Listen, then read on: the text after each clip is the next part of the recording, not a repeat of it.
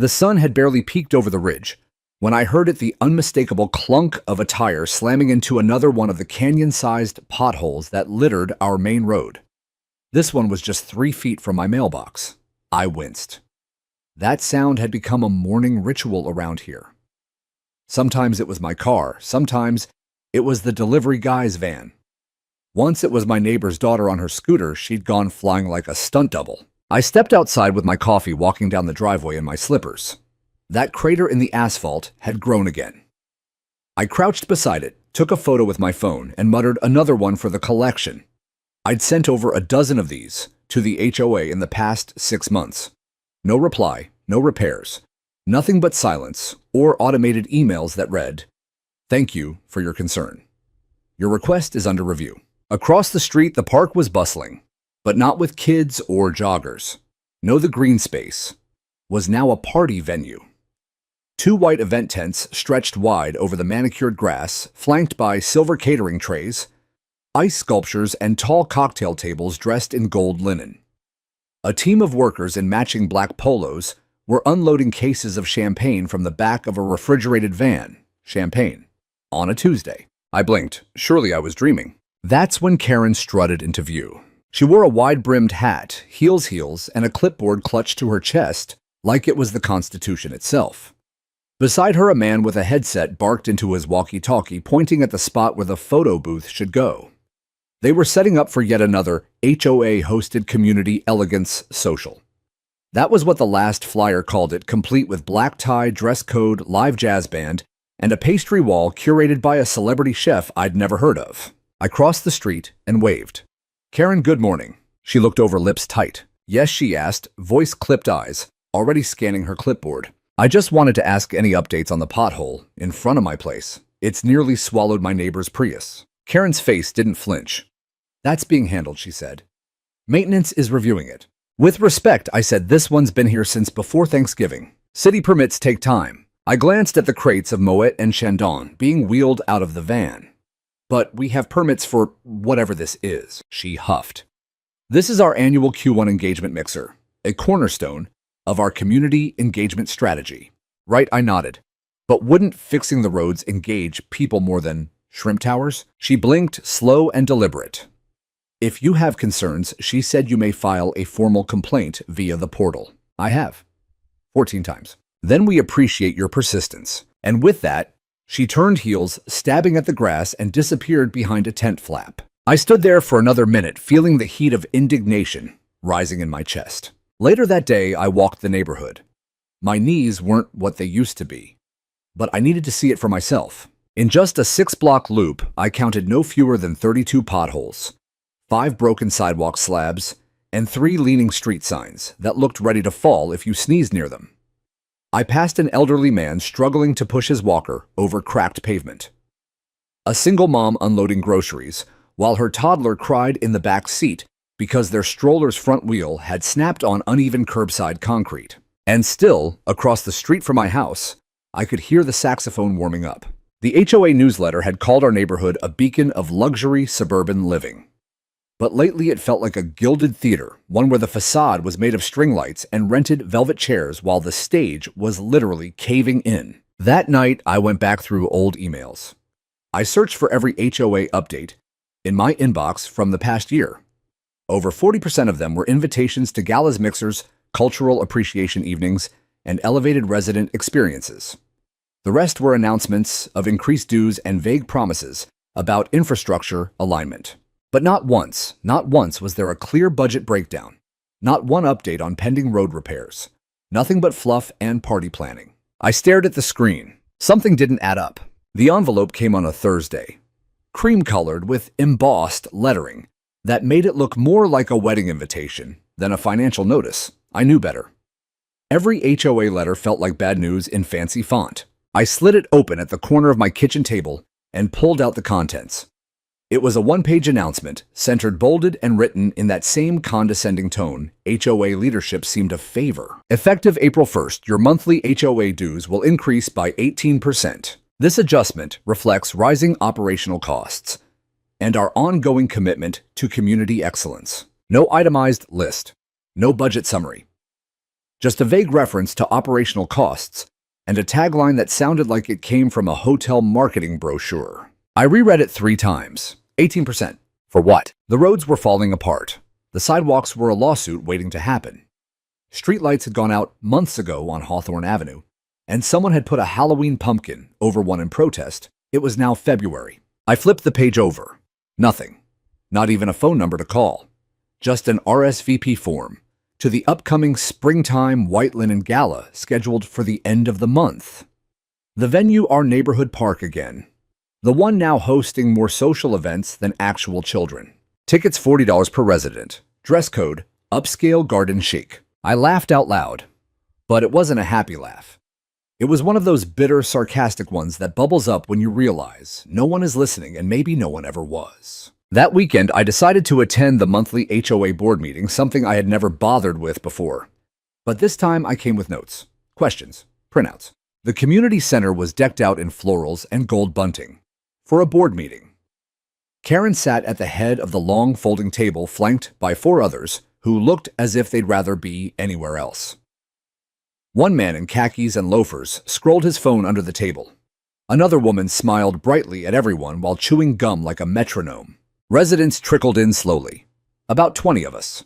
Not bad turnout for a neighborhood known more for lawn ornaments than civic engagement. Karen tapped the mic. Let's begin. She moved through the agenda with the smoothness of someone who had done this often, too often. Minor items. Landscaping updates. HOA-approved paint colors. Upcoming enhancement experiences. And then she got to what they all called Item 6 budget dynamics. I raised my hand. Karen frowned. Yes. Could we discuss the 18% increase in dues? We've already explained, she replied coolly. Operational demands, community growth, market inflation. I understand that. But there's been no transparency on spending. We're hosting champagne galas, Karen, while potholes go unrepaired for months. Murmurs. Someone behind me said, yeah, what happened to fixing the streetlight? Karen didn't flinch. All events are funded through our Lifestyle Enrichment Fund. That's separate from infrastructure. What's in that fund, I asked. Budget details are managed by the Finance Subcommittee, which is, I raised an eyebrow. Another murmur, this time sharper. People were listening now. Karen's smile grew thinner. We're following standard procedures. Standard for who? She looked at the board, then back at me. Sir, this is not a platform for personal grievances. I'm not the only one concerned. A woman in the second row raised her hand. My driveway's crumbling. I asked for help in December. Still nothing. A man next to her added, the sidewalk on Ashwood nearly tripped my kid last week, but we got a flyer for a mimosa tasting instead. Karen's voice lifted. These decisions are made with input from our appointed committees and community engagement initiatives. If you're unhappy, I suggest you join one. Another person laughed. Only if they serve champagne. The room chuckled and then quieted. The tension was real now. Karen gathered her clipboard like a shield. This meeting is now adjourned. She tapped the mic again, but the sound had been cut. Someone had unplugged it. Back home, I couldn't sleep. I sat at my desk until 2 a.m., opening every PDF I'd downloaded from the HOA portal. Newsletters, vision statements, annual meeting minutes, but no actual budget reports. No invoices, no vendor details. No mention of how this Lifestyle Enrichment Fund was funded, managed, or capped. That night, I started a spreadsheet. I created tabs for every HOA-sponsored event from the past year. I cross-referenced dates, pulled costs from event rental websites, compared them to public photos people had posted. I noted every gala, every tasting, every catered party with live entertainment and valet service. By the end of the week, I had a rough estimate over $50,000 in party spending, and our roads were still crumbling. It didn't take long for the mail to come again. Another white envelope. Another cream card. This one had gold foil trim and a wax seal pressed with a fleur-de-lis. You'd think the Queen herself was hosting tea in the cul-de-sac. But no, it was the official invitation to the Springtime White Linen Gala. The same one listed in the dues hike notice. It was scheduled for the following Saturday, and the wording was more absurd than I expected. Join us for an enchanting evening under the stars with handcrafted cocktails, live jazz, hors d'oeuvres curated by Chef Laurent, and a champagne toast at dusk, all in celebration of our thriving community. I set it next to a photo I'd taken the day before the storm drain. in front of my house rusted through, and surrounded by a sinkhole the size of a small armchair. I'd emailed the HOA maintenance portal about it 3 times. No response. But here was my RSVP card hand-delivered and styled like a wedding invitation. I didn't know whether to laugh or throw it in the fire pit. On Thursday morning, I saw them setting up. A rental truck backed into the park lawn, the only open green space in the entire subdivision. Out came white tents, floral garlands, ice sculptures. Someone was hanging string lights from the trees, while another crew laid down a plastic flooring over the grass. And all the while, Hawthorne Avenue, the main loop around the neighborhood, remained cratered like the surface of the moon. I counted at least 22 visible potholes just from one walk around the block. I pulled out my phone and started recording. Saturday's menu I narrated features fresh lobster truffle risotto and $400 champagne. But if you're lucky, you might avoid snapping your axle on the way there. I posted the video to the neighborhood's Facebook group. It got over 130 reactions in 2 hours. Then the comments started. Wait, that's where our money is going. They told me there was no budget to fix my front sidewalk. It's been cracked for 8 months. Karen told us there were infrastructure delays. I didn't know infrastructure meant an open bar. The tide was shifting. I wasn't the only one. More people started speaking up. Jill from Sycamore Lane posted a picture of her daughter's scraped knees after tripping on a broken curb. Marcus shared a photo of his flooded driveway after the HOA failed to unclog the shared gutter line. Emily, a soft-spoken nurse I barely knew, uploaded a copy of her letter denying a reimbursement request for street repair complete with the HOA's response. Unfortunately, infrastructure repairs fall outside current discretionary allocations. I copied that exact sentence and pasted it beneath a screenshot of the gala's flyer. That night, my video hit 900 views. And the comment that stuck with me: no repairs, just RSVPs. Saturday arrived like a scene from a magazine. Residents showed up in linen pearls and pastel sports jackets. Golf carts lined the sidewalks like limousines.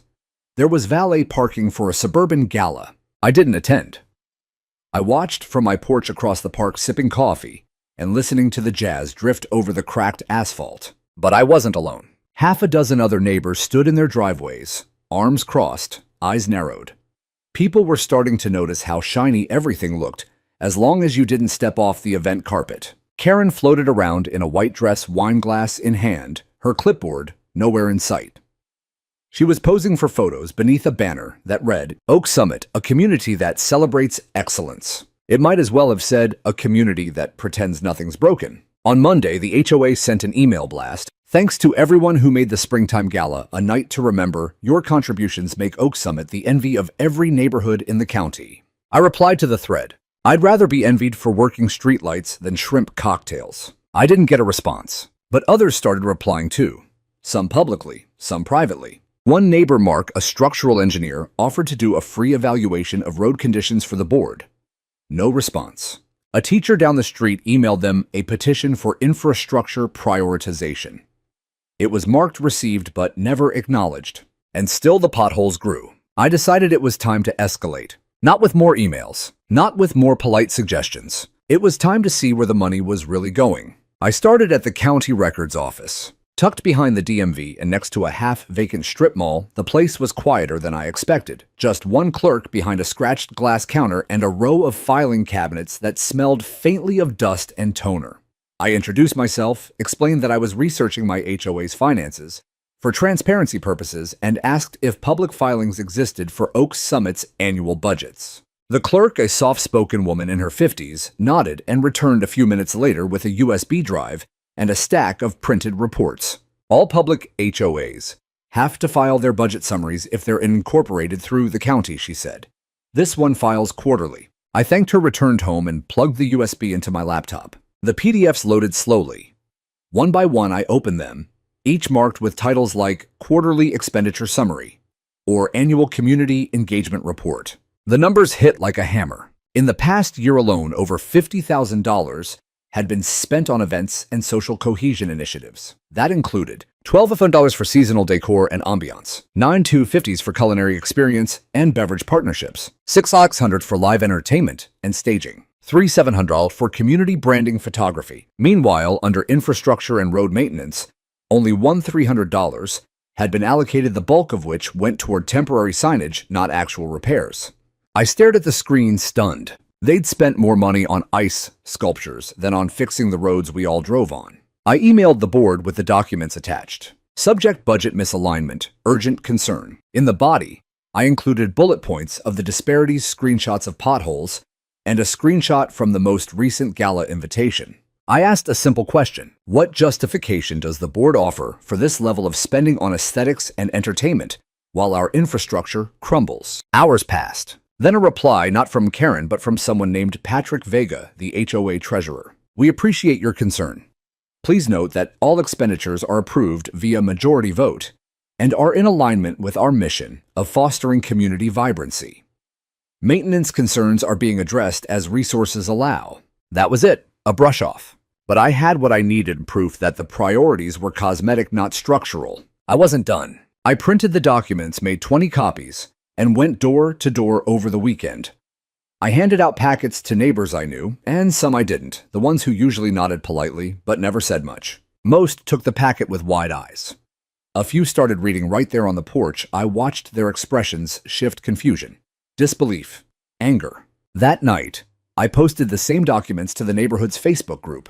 The reaction was swift. They spent $4K on twinkle lights but wouldn't pay $500 to patch Sycamore Road. This is fraud. I'm calling the County Board of Oversight. Karen needs to resign. Yesterday.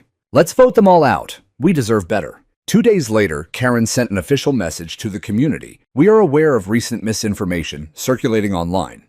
Please remember that HOA boards are volunteer positions, and attacks on board members are discouraged. Expenditures were approved through the standard voting process. A community meeting will be scheduled soon to address concerns. But no one was buying it anymore. People had seen the receipts, and for the first time, they weren't afraid to speak up. The next morning, I found something tucked under my doormat, a handwritten note. Thank you for speaking out. We've been scared to say anything. Let us know how we can help. No name. Just solidarity. That night, I met with 6 other neighbors in Mark's garage. We formed a working group, our own grassroots audit committee. We weren't trying to start a war. We just wanted truth, fairness, and safe streets. And maybe, just maybe, a little justice. The emergency community meeting was scheduled for Thursday evening, not in the HOA clubhouse, which had mysteriously closed for plumbing repairs the day prior, but in the cafeteria of the local elementary school. The irony wasn't lost on any of us. We were gathering in a public building because the private one, funded by our dues, was suddenly unavailable. The fluorescent lights buzzed overhead as rows of plastic chairs filled with residents. Old couples, young parents, teens playing on phones. People I'd passed for years without a word were now nodding in acknowledgement. The air was thick, not angry, not yet, but expectant. Like something long held back was about to break free. Karen arrived late. She strode in wearing a pale yellow pantsuit, the kind that says country club casual, flanked by 2 other board members who looked like they'd rather be anywhere else. She carried her clipboard, always the clipboard, and offered a tight smile as she took her seat at the folding table in front. Patrick Vega, the treasurer who'd emailed me that canned response, tapped the mic. Thank you, neighbors, for attending. We know there have been concerns voiced recently, and we're here to address them transparently. I held up the packet of documents again and raised my hand. Patrick sighed. Let's allow the board to present first, please. Karen stood. Let me begin by reminding everyone that all expenditures have followed legal protocols. The gala, the seasonal events, the community enhancements, all were approved through board voting and outlined in our quarterly reports, which are publicly filed. But ignored, someone called out. No one reads 30-page PDFs, Karen. She tried to continue, but murmurs turned to voices to frustration. Where's the road repair? My kid twisted her ankle on the sidewalk. You said there was no budget. I waited until the voices quieted, then stood and walked to the mic positioned for resident comments. I spoke slowly. No one is questioning whether events bring joy, but joy can't drive over a pothole. Joy doesn't fix a broken curb or stop a wheelchair from tipping into a cracked drainage trench. I held up a color print of the budget breakdown. Over $50,000 on parties, less than $1,500 on infrastructure. That's not negligence. That's a statement of values. Silence. Karen tried to counter, but her voice cracked. We tried to prioritize community spirit. You prioritized Instagram, someone shouted. Patrick muttered something to her, and she sat down quickly. The rest of the meeting unraveled fast. Parents came forward with photos of injuries. An elderly man named Frank brought a cane and explained how he tripped on a jagged curb requiring stitches. A woman held up her water bill triple what it should have been because the HOA hadn't cleared out debris blocking her storm drain. By the end, it wasn't a meeting. It was a reckoning. That weekend, a petition began circulating. It wasn't mine. It came from Emily, the quiet nurse, who'd posted earlier about her sidewalk. It called for the full resignation of the HOA board and the appointment of a third-party mediator to oversee new elections and a forensic audit. By Sunday night, it had 143 signatures, more than half the homeowners. By Tuesday, Karen had taken down her Facebook account. A local reporter picked up the story. The headline ran in the county paper, "Potholes and Parties, HOA Faces Backlash Over Spending Priorities." They quoted my video. They quoted Emily. And most damning of all, they got a statement from the previous HOA treasurer, the one who resigned last year without explanation. He claimed he'd warned the board of unsustainable and disproportionate spending, but had been ignored. The board was officially on notice. At the next meeting, only Patrick showed up. Karen's chair was empty. He offered a quiet apology, announced the board's intent to step down, pending a transition plan, and then asked if anyone would volunteer for the temporary oversight committee. Dozens of hands went up, mine included. We were done being ruled by champagne nights and string lights. We were building something new now. With the temporary oversight committee formed, we got access to the HOA's internal documentation, not just the public-facing PDFs, but the raw records, invoices, receipts, email logs, meeting transcripts. It was a fire hose of data, and at first, we weren't sure what to do with it all. So we divided up the work. Emily, with her nurse's precision, took utilities and maintenance. Frank, the retired accountant, tackled vendor payments. I volunteered for communication logs.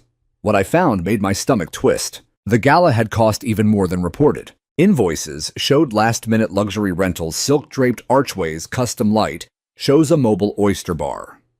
There were payouts to an event consultant who turned out to be Karen's niece and a beverage supplier who had the same last name as Patrick Vega. Worse, several residents had been billed additional miscellaneous fees without explanation, lumped in with their annual dues.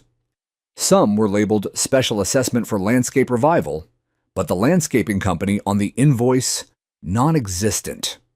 No tax ID, no city license, just a P.O. box. We cross-checked a dozen of them. They were shell vendors. Money had been funneled, and it had vanished into the mist. I met Emily on her porch the following evening. "Take a look at this," I said, laying out the highlighted spreadsheet. She scanned it, her brow furrowed. "They invented fake vendors." I nodded, and made the community pay for it. We sat in silence for a while. Then Emily whispered something I hadn't expected. "I think this went beyond bad priorities. I think it was theft." The word hung in the air like smoke. We called a special meeting of the Oversight Committee. It was no longer just about bad decision-making. We were staring down the barrel of fraud. We voted unanimously to hire an external forensic auditor and to freeze all non-essential spending immediately. We sent notice to every homeowner about what we were doing and why. The transparency had a strange effect. Instead of panic, people felt relief. For the first time, they were being told the truth. A week later, the auditor arrived, a stern, steel-eyed woman named Daria from a respected regional firm. She wasn't chatty. She wasn't there to make friends. She was there for facts. Within 3 days, she confirmed our suspicions. "There are inconsistencies in nearly 40% of vendor transactions," she said flatly in our briefing. "Several of these may meet the threshold for criminal fraud." We submitted a full report to the county attorney's office. Daria accompanied us. Karen was served with a subpoena the following Monday. She tried to ignore it, tried to claim board immunity. But when she realized the treasurer and secretary had already provided statements to avoid liability, she panicked. It was Emily who spotted her one morning hastily moving boxes from her garage into a rental car. We notified the authorities. They found financial records stuffed under seasonal decor, shredded invoices, flash drives. She was charged with misappropriation of community funds, falsification of financial records, and conspiracy to defraud. Her face made the local news no longer framed by string lights, but by headlines like, "HOA President Accused of Embezzlement in $50,000. Scandal. That night, I walked my usual loop past the now-dimmed clubhouse. No more fairy lights, no more champagne orders, just quiet. I passed a couple I hadn't met before. They smiled and nodded. "Thanks for standing up," the woman said. "We were too afraid to speak before." I shook my head. "You're not alone, not anymore." She gestured to the street behind me.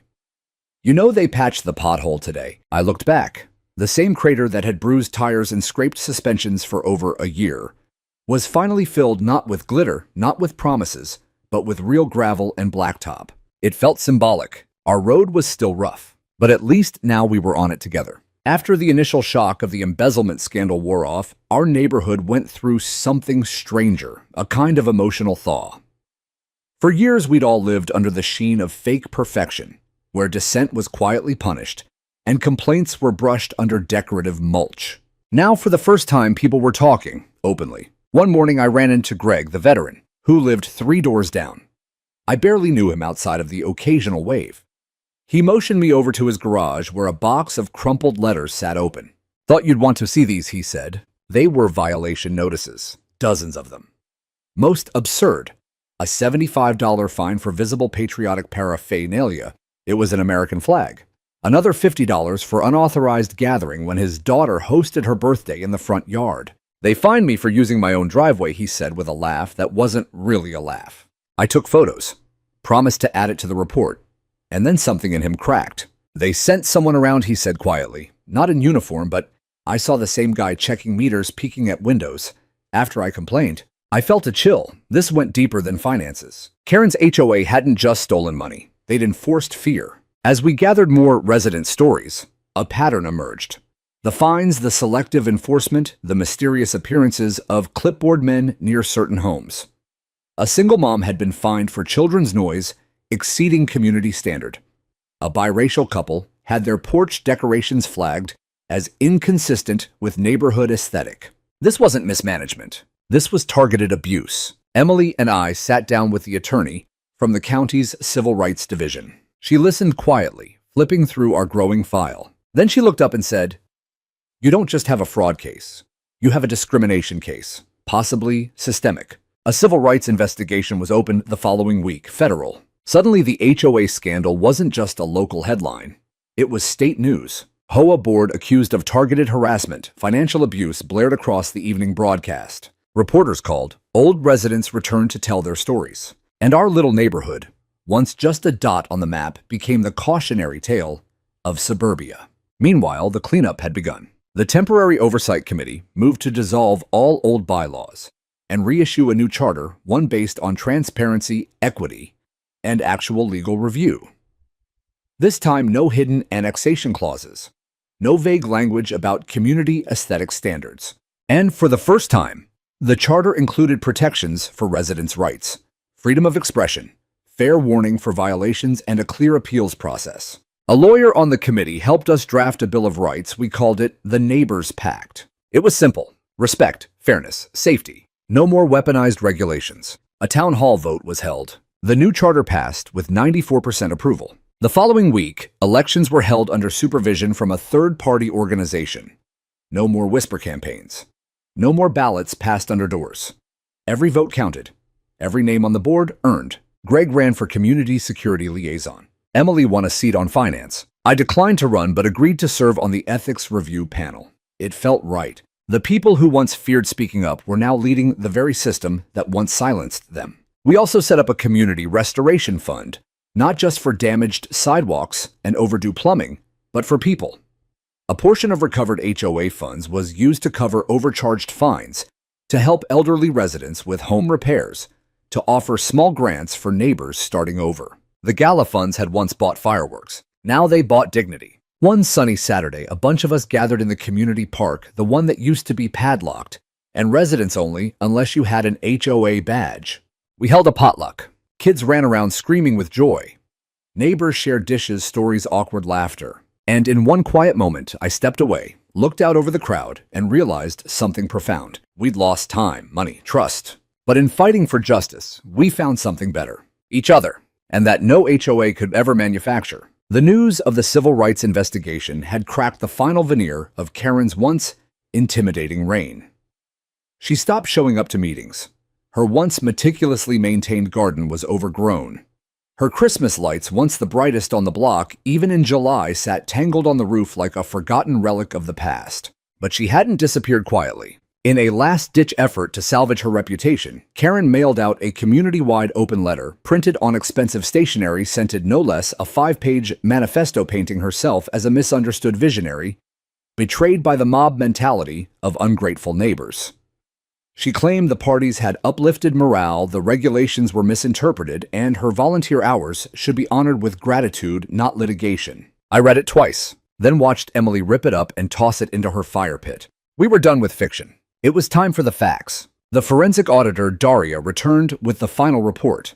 It was massive, over 200 pages, and read like the financial diary of a failing empire. Every page was a punch. 3 600s for community morale consultations that turned out to be spa days for Karen and 2 board members. Over 11,000 on HOA branded materials, including silk banners flown in from Italy. $8,500 to a consulting group for a community survey that had never been conducted.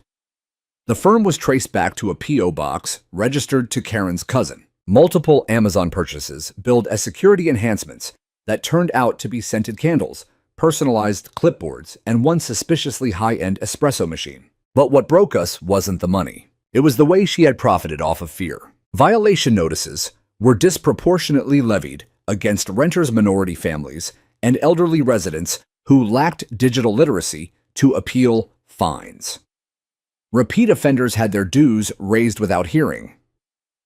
HOA dues were diverted into private Venmo accounts labeled as administrative streamlining fees. She hadn't just betrayed trust, she had commodified it. The district attorney's office filed formal charges: wire fraud, criminal impersonation, embezzlement, discrimination under housing laws, and obstruction. The local news showed her arrest outside her home. She was still wearing pearls, still carrying that clipboard, but this time it didn't shield her. In her absence, the new HOA board, under its temporary operating name, the Oak Haven Restoration Council, began holding weekly community forums. No podiums, no gavel. Just lawn chairs in the park, clipboards in hand, and open ears. It was awkward at first. Emotions were raw. But over time, the stories poured out. A teenager who'd been told to tone down his skateboard tricks or risk a fine. An elderly woman who had been too afraid to grow a garden because she'd received a warning about non-native flora. Even Frank, our stoic ex-accountant, Frank got teary, talking about how Karen once ordered his shed repainted because it didn't reflect the tonal vision of Oak Haven. We laughed, we cried, we voted, and the new charter went into effect. I remember standing on my porch one night watching Greg help his daughter put up solar lanterns. No one stopped him. No citations, no whispered threats of aesthetic inconsistencies. Just a father decorating with pride. That same evening, the first Oak Haven open mic night was held. It wasn't elegant. The sound system sputtered. Someone tripped on a cord. But when Emily got up and read a short story about surviving HOA tyranny, the crowd roared with laughter. Someone else read a poem about potholes. A teenager sang a song about freedom from clipboard queens. The HOA clubhouse, once a monument to exclusion, had become a space of connection. Weeks later, I got a letter in the mail. This one wasn't from Karen. It was from a neighbor I hadn't met, a single mom 2 streets over. It read, "Thank you. I used to cry every time a letter from the HOA showed up. Now I smile. I just wanted to know that your courage changed more than the system. It changed how we feel about our home." I held the letter to my chest because it was proof that healing wasn't just theoretical. It was happening right here, right now. By now, the neighborhood looked different, not just physically, but in the way it breathed. There was something subtle in the air. Not rebellion, not celebration, but relief. Porches that used to be empty now had chairs. Lawns that were once obsessively trimmed now showed hints of individuality. A wind chime here. A chalk drawing there. Children laughing on scooters without anyone clutching a rulebook in panic. It was the quiet miracle of being unshackled. But the toll of those years lingered. Not everyone healed at the same pace. Mr. Ramirez, who had stopped gardening after being fined for excessive cultivation, still stared at his tools like they were contraband. Clara from Elm Street continued to ask, "Is this okay?" before putting anything in her yard. Fear, I realized, doesn't vanish when the rules change. It fades slowly through proof, consistency, and patience. So we made it our mission to prove that this new HOA, this community, was real. At the first official Rebuild Oak Haven Day, We didn't hire outside contractors. We worked together. Kids painted benches. Teens swept sidewalks. Adults hauled bags of gravel to fix the potholes the previous board had ignored. Emily printed t-shirts that read, "No more silks, just sidewalks." Someone brought a cooler of lemonade. Another brought speakers. The playlist was a mess oldies punk rock mariachi. Even a folk ballad about a tyrannical HOA president that someone had clearly written themselves. And when we finished repaving the trail by the lake, we stood back and applauded ourselves. Not because it was perfect, but because we had done it together. Meanwhile, the civil case against Karen and the former board moved forward. Depositions were collected, discovery produced an avalanche of damning documentation, and class action claims from residents began piling up. The DA's office offered Karen a plea deal, restitution, probation, and a ban from serving on any community governance board for life. She declined. The trial date was set, and Oak Haven, once a sleepy HOA-managed suburb, was now the lead story on local news under the banner, "When Neighbors Fight Back the HOA Revolution." The news crew came out to interview Greg. They asked him why he thought things had gotten so bad. He simply said, "Because we forgot we were neighbors first and clients second." That line went viral. As part of the settlement proceedings, the community was granted temporary custodianship over the old HOA clubhouse, pending full reclassification as a community-owned facility. We turned it into the Haven House, a space for meetings, tutoring, movie nights, and potlucks. The old office, Karen's Gilded Fortress, was turned into a library, with beanbags and donated books. And the old boardroom. We knocked down the wall and opened it up into a shared workspace for remote workers, students, and anyone who just needed some peace and Wi-Fi. It felt symbolic. The walls of secrecy had literally come down. Late one evening, as I was locking up the Haven House, I heard footsteps. It was Clara.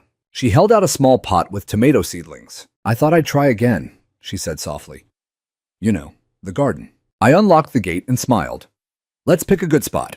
We planted them near the old HOA sign, right where the hedges used to read, "Private property, authorized residents only." Now a little wooden board sat beside them. "Community grown, no authorization needed." The hardest part of reclaiming a neighborhood isn't the lawsuits or the elections. It's trusting again. And every potluck, every open mic, every tomato we planted together, it wasn't just an act of defiance. It was a promise that no one, not even a clipboard-wielding tyrant, would ever make us feel small again. The trial didn't take long once it began. Karen's attorney tried to argue procedural misunderstandings, claimed she acted with the community's best interest at heart, and even attempted to blame rogue board members for the embezzlement. But the evidence, line by line, signature by signature, told a different story. So did the testimony. One by one, neighbors stood up, not in anger, but with quiet resolve. Greg spoke about being threatened with foreclosure for an unapproved mailbox post. Clara detailed the humiliation she felt being cited for her mother's traditional garden. Emily, strong, clear-eyed, read from one of Karen's own letters that suggested property values should be protected from creative expression. Even Mr. Lewis, our oldest resident, made the trip in a wheelchair.